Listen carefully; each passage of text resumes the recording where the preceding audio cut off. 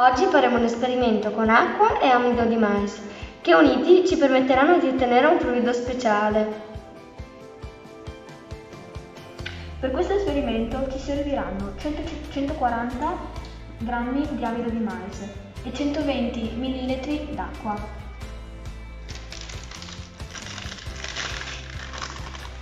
Per ottenerlo metteremo dentro tutto l'amido di mais e verseremo poco a poco l'acqua. Nel frattempo, con un cucchiaino, mescoleremo il tutto.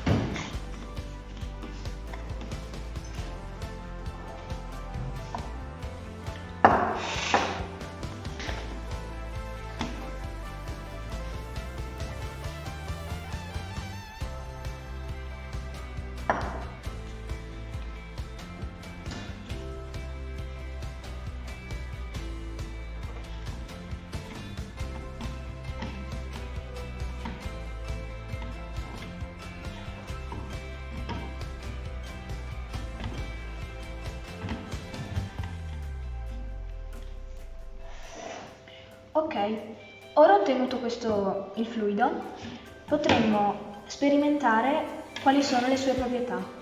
La sua prima proprietà è che quando si darà un colpo forte e rapido, il cucchiaio non riuscirà ad entrare all'interno del fluido e quindi il fluido fungerà da solido.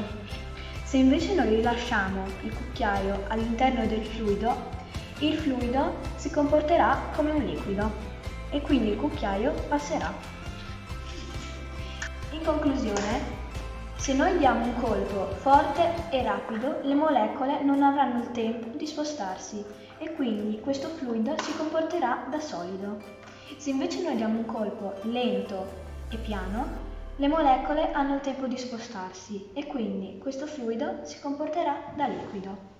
Tutti i fluidi con queste caratteristiche sono chiamati fluidi non newtoniani perché non rispecchiano le leggi della fisica teorizzate da Newton.